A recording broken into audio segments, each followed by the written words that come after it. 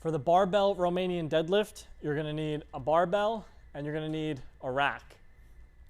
When you set up for the Romanian deadlift, you wanna make sure that the barbell isn't too high or too low off the ground. You wanna be able to reach down and grab it with straight arms, but you don't want it to be so low that you have to do like this really low deadlift to get it off the ground. So this is at the perfect height for me. It's right above my knees. You wanna be able to pick it up with straight arms like this. Now your hand position is going to be just about shoulder width. So if my hands are just dangling like this, that's where I want to reach down and grab the barbell. If I grab it too wide, I'm going to end up having to go too low like that. If I grab too narrow, the bar is going to be unstable. So I'm going to reach down and grab the bar with my hands just about shoulder width apart. My feet are also going to be about shoulder width apart.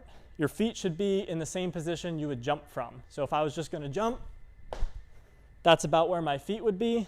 That's how I'm gonna set up under the barbell. So I'm gonna perform a few reps and then talk about some common mistakes.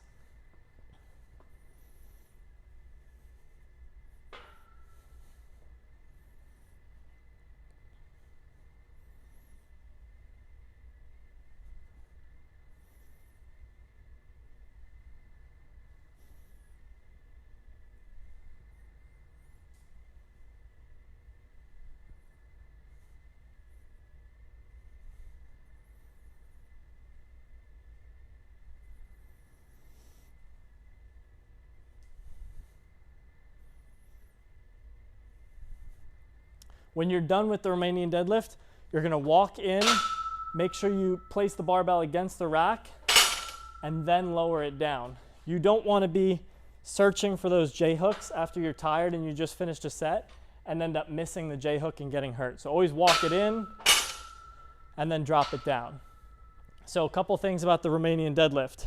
Notice how when I had my hands out in front of me, they stayed over the center of my feet the entire time. If your hands are too far away like this, you're gonna start to feel it in your back. You also don't want them too close that your weight shifts back too much and you end up taking your weight off the middle of your foot and falling backwards. So you want the weight right over the middle of your foot.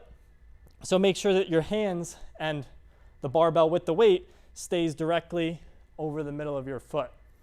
Notice how I bent my knees a little bit to start the movement and then it was all in my hips hinging backwards. I was not bending my knees to get the weight down. That's what's going to make this exercise work your hamstrings and your glutes. The other thing is make sure your head stays in line with your body. So if you notice when I was doing the movement, my head followed exactly what my body did. You don't want to look up at the sky as you do these, and you also don't want to tuck your chin and look behind you.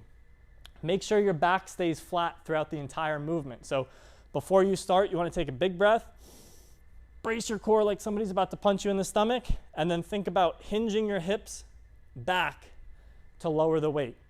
Everybody's going to have a different point at which they can lower the weight, and it's going to depend on your mobility. So if you have really good mobility, you might be able to get really far down, almost to your feet. But if your mobility is not that good, you might only be able to get to your knees. But the important thing to keep in mind is you don't want to go so low that you start rounding your back at the bottom. So only go as far as your mobility allows and make sure you feel a stretch in your hamstrings and your glutes at the bottom of the movement.